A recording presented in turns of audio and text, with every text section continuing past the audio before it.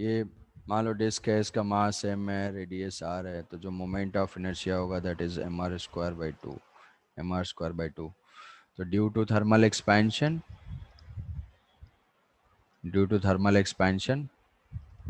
ये वहाँ पे आ जाएगा। थर्मल एक्सपेंशन है तो वहाँ पे भी क्या होगा, रेडियस इंक्रीज होगी। रेडियस इंक्रीज होगी, जब रेडियस इंक्रीज होगी तो मोमेंट ऑफ इनर्शिया इंक्रीज होगा। तो मोमेंट ऑफ इनर्शिया अगर इंक्रीज होता, जो मासेज हैं रेडियस इंक्रीज होने से, भाई सेम मान लो 1 kg का मास था, डिस्क था, तो 1 kg में अब कुछ मास एक्सिस से दूर हो जाएंगे। तो जैसे ही एक्सिस से डिस्टेंस इंक्रीज होगी मोमेंट ऑफ इनर्शिया इंक्रीज हो जाएगा। तो एंगुलर मोमेंटम को कंजर्व रखने के लिए, क्योंकि ये तो इंटरनल फोर्स की वजह से हो रहा है, एक्सटर्नल कोई फोर्स नहीं है, एक्सटर्नल टॉर्क नहीं है, तो जब एक्सटर्नल फोर्स नहीं है तो टॉर्क भी नहीं होगा, तो आई अगर इंक्रीज करेगा तो ओमेगा क्या होगा, वो डिक्रीज करेगा ड्यू टू थर्मल एक्सपेंशन। तो ऑन हीटिंग उसको हीट करेंगे, अगर डिस्क को हीट करेंगे तो उसका थर्मल एक्सपेंशन होगा, मासेस एक्सिस से दूर चले जाएंगे, दूर जाने से मोमेंट ऑफ इनर्शिया बढ़ेगा, उससे जो है ओमेगा कम हो जाएगा। तो थर्मल एक्सपेंशन वही जो है, अगर कूलिंग होगी, मान लो हम टेम्परेचर कूल डाउन करते हैं, कूल करेंगे तो ये श्रिंक होगा तो मोमेंट ऑफ इनर्शिया मैं ऐसे लिख सकते हैं कि on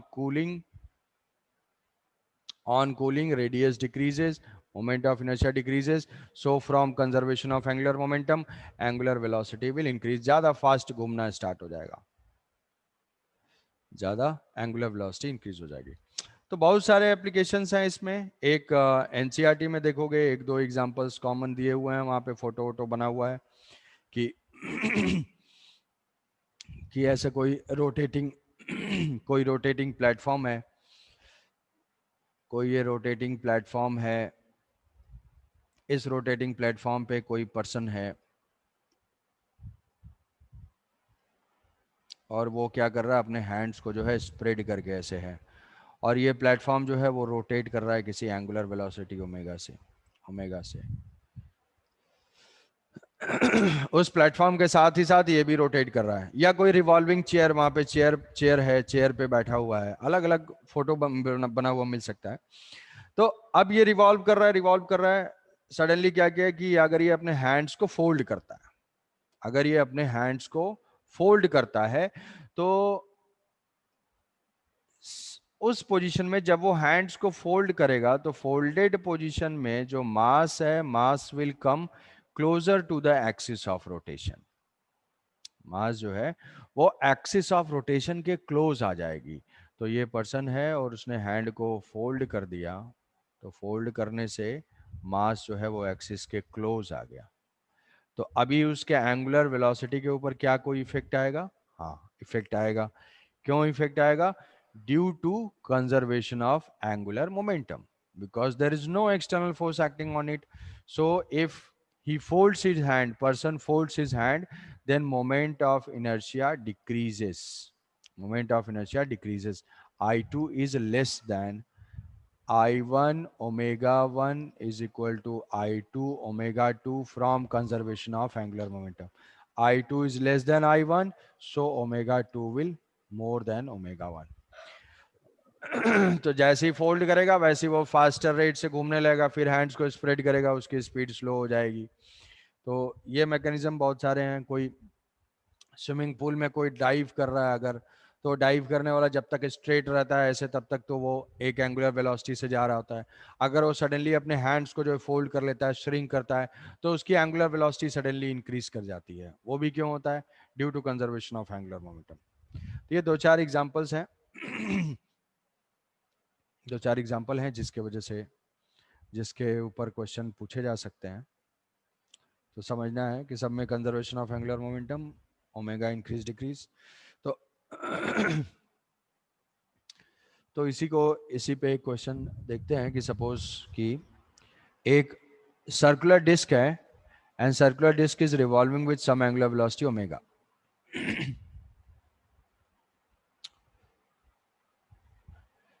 circular disk is revolving with some angular velocity omega, mass small m and radius r। इसके सर्कमफेरेंस पे एक इंसेक्ट है और वो इंसेक्ट क्या करता है, क्रॉल करना स्टार्ट करता है और इस लाइन के लॉन्ग, किसी लाइन ए बी के लॉन्ग मूव करता है, जो कि इस डिस्क का, इस सर्किल का एक कॉर्ड है। A to B insect move करता है। हम इसमें देख सकते हैं ऐसे टॉप व्यू, फोटो हटाया जाइए, टॉप व्यू। तो ये है टॉप व्यू, वही डिस्क है और ये रोटेट कर रहा है, मान लो ये ऐसे इसका रोटेशन है। इंसेक्ट क्या करता है, इंसेक्ट यहां से इस लाइन के लॉन्ग मूव करना स्टार्ट करता है, A to B. Insect moves from A to B, A to B ये मूव करता है यहां से। तो जो भी टाइम इसका लगता है, कंप्लीट टाइम इंटरवल के लिए हम अगर ओमेगा का ग्राफ प्लॉट करते हैं, तो which of the following graph correctly represents the variation of omega of disc with respect to time. Variation of omega of disc, disc के ओमेगा का वेरिएशन कौन सा ग्राफ करेक्टली रिप्रेजेंट करता है। t0 से अगर हम इसको स्टार्ट करते हाँ हैं, sir.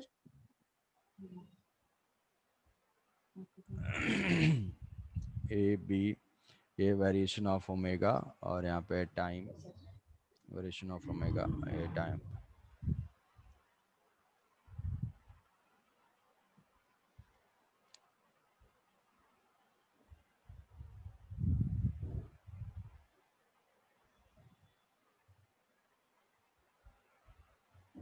Sir sir B A होगा। ए नहीं सर, हाँ sir B sir variation of omega बोले ना आप। Variation of omega with time, sir variation of B A होगा। होगा सर, ए होगा पास में। सर ए होगा। इनिशियली प्लेटफॉर्म रोटेट कर रहा है, insect is and the circumference and it starts moving along the chord. किसी कॉर्ड के लॉन्ग मूव करता है, डायमीटर के लॉन्ग भी जा सकता है, कुछ भी है। तो which of the graph correctly represents the variation of omega with time. A. A okay, अच्छा सर भाई। ए ही होगा। और बाकी जनता क्या होगा। ए शिवांशी बताओ। अनिक, अनिक रॉय।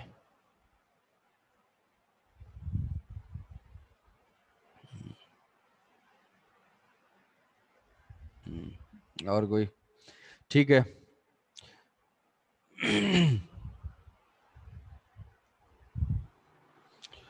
ओमेगा का वेरिएशन, अब मोमेंट ऑफ इनर्शिया देखना है, क्योंकि वो इंटरनल मैकेनिज्म की वजह से जा रहा है, इंटरनल मैकेनिज्म की वजह से मूव कर रहा है। जो भी है फ्रिक्शन उक्शन होगा, फ्रिक्शन एक्ट कर रहा होगा, तो वो इंटरनल फोर्स ही है। इंटरनल फोर्स का टॉर्क 0 रहेगा।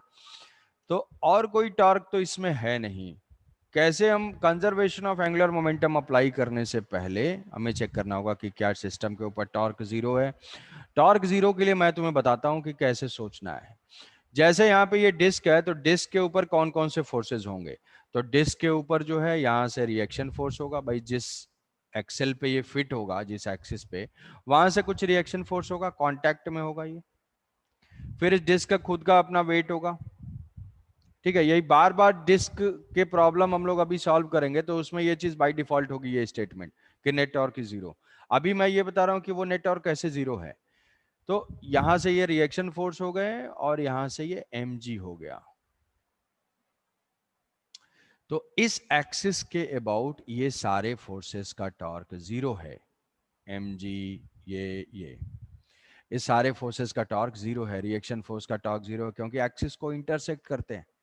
किसी भी फोर्स का टॉर्क 0 कब होता है, जब एक्सिस को इंटरसेक्ट करते हैं।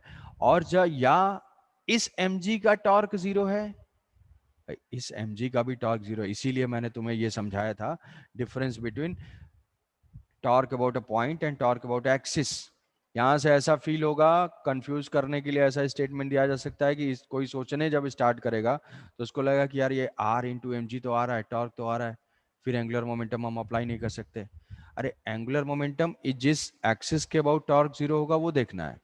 जिस एक्सिस के अबाउट अप्लाई करेंगे उस एक्सिस के अबाउट टॉर्क 0 होना चाहिए। तो यहाँ पे ये mg तो इस एक्सिस के पैरेलल है। हमें पता है कि अगर एक्सिस के पैरेलल होगा mg तो उसका टॉर्क 0 होता है। तो ये mg का इस एक्सिस के अबाउट टॉर्क 0 है। टॉर्क 0 की दो कंडीशंस हैं about an axis, if force intersects the axis और force is parallel to the axis. Parallel to वाली क्यों? क्योंकि इस पॉइंट के अबाउट तो इसका टॉर्क है, लेकिन उसका कोई कंपोनेंट उधर नहीं है। बात समझ में आई? ये पुराना डिस्कशन है जहां पे torque about a point and torque about an axis में डिफरेंस समझाया था, वो इसी दिन के लिए बताया था कि ऐसा स्टेटमेंट तुम्हें ये सिचुएशन देके 2-4 स्टेटमेंट दिया हुआ हो सकता है कि angular momentum of the weight of insect, sorry, torque of the weight of insect is mgr, torque of insect is 0। तो वैसे केस में जिसको डिफरेंस नहीं क्लियर होगा उसको साफ दिखेगा कि mg इंटू आर है।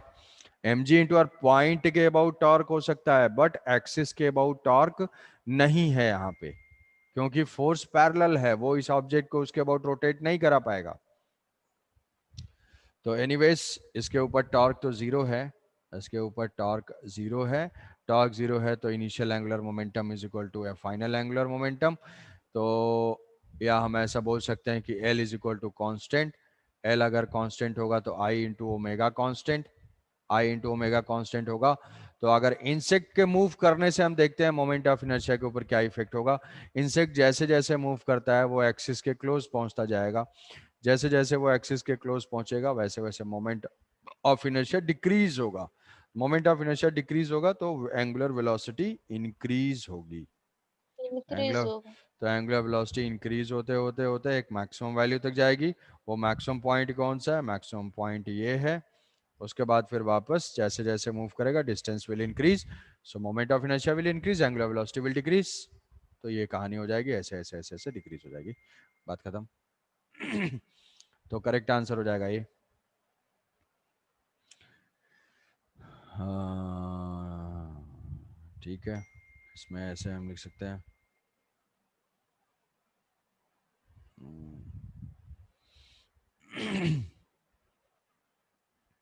नेक्स्ट है, सपोज कि इसी पे कि एक डिस्क है, वो यहाँ से उस पे कोई मैन है, सर्कुलर प्लेटफॉर्म है, सर्कुलर प्लेटफॉर्म पे एक मैन है और वो इसके सर्कमफरेंस पे है, एज पे है, ये स्मॉल m इंटू ये जो है मान लेते हैं इसका मास है कैपिटल M, इसकी रेडियस है r। ये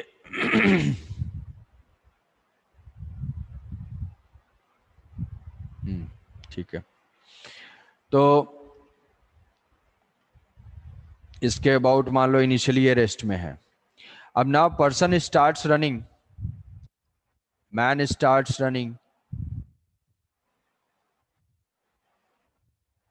man starts running with relative speed u, relative speed u, relative speed u, relative speed मतलब किसके रेस्पेक्ट में? प्लेटफॉर्म के रेस्पेक्ट में। then find the angular velocity of the platform, then find angular velocity of platform, find angular velocity of platform।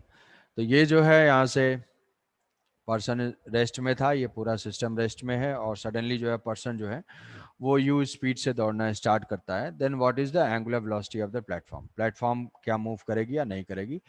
अब ये हमारे linear वाला जो सिचुएशन था ना, लीनियर जिसमें प्लैंक पे वो लीनियर मोशन कर रहा था, तो पर्सन चुपचाप प्लैंक पे है, वो मूव करना स्टार्ट करता था। अगर वो राइट की तरफ जाएगा तो ये क्या होगा? लेफ्ट की तरफ प्लैंक मूव करेगा। लेफ्ट। सेम यस जो है सर। कि ये जैसे मान लिया हमने वो कि ये सपोज कि एंटी क्लॉकवाइज में रोटेट करना स्टार्ट करता है, इस सेंस में अगर हम मानते हैं कि यहाँ से ऐसे रोटेशन। अब मान लो इसका टॉप व्यू देखते हैं, यहाँ से टॉप व्यू देखते हैं, ये है इसका टॉप व्यू, और पर्सन जो है इस डायरेक्शन में अगर मूव कर रहा है,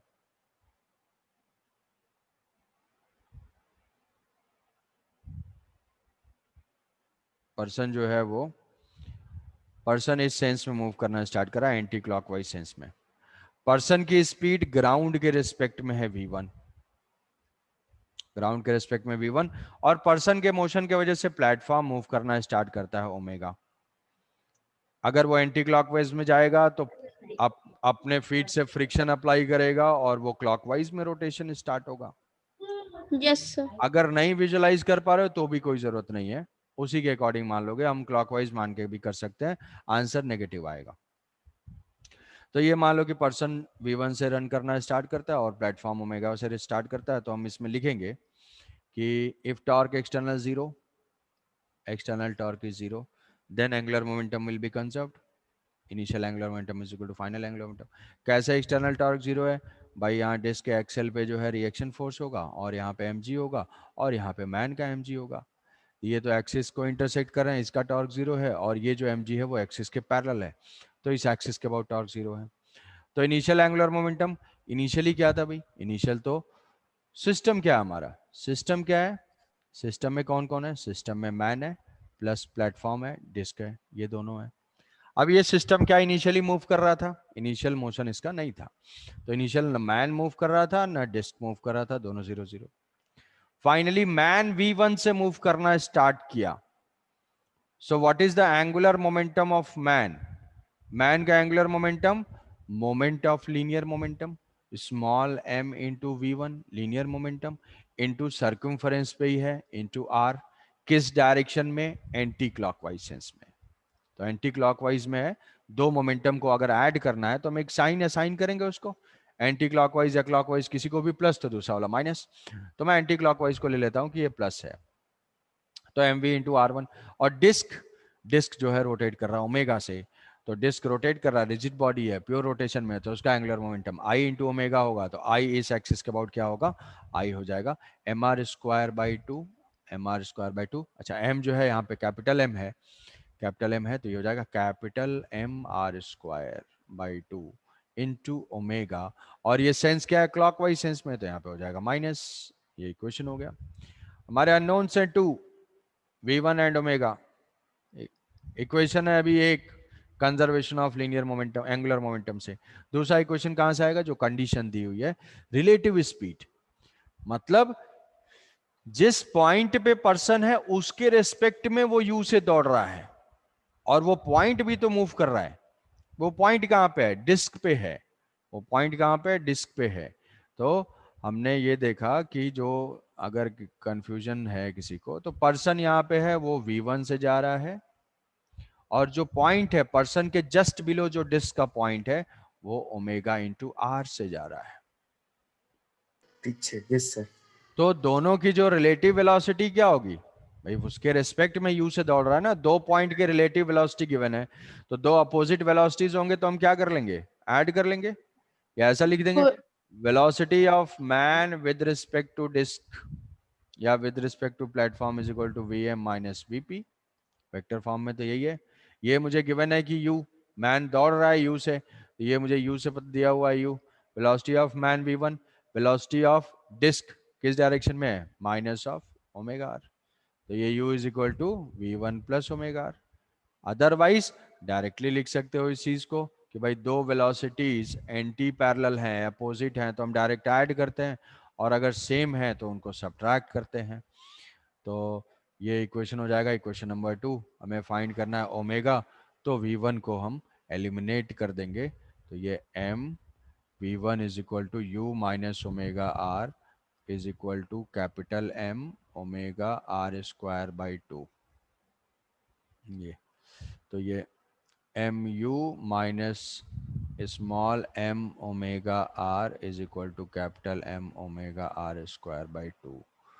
तो इस पॉइंट से small m u is equal to capital M omega r square by two plus small m omega are, तो यहाँ से ओमेगा की वैल्यू आ जाएगी 2mu is equal to capital M, omega common ले लेंगे, तो हो जाएगा capital M r square plus two small m r divided by, अच्छा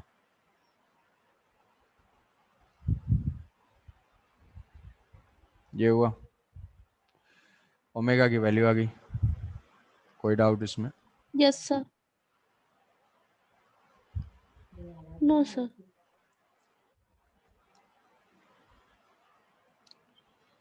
तो ऐसे ये है कंजर्वेशन ऑफ एंगुलर मोमेंटम का एप्लीकेशन रोटेटिंग प्लेटफॉर्म के ऊपर, रोटेटिंग प्लेटफॉर्म के ऊपर, ठीक है। तो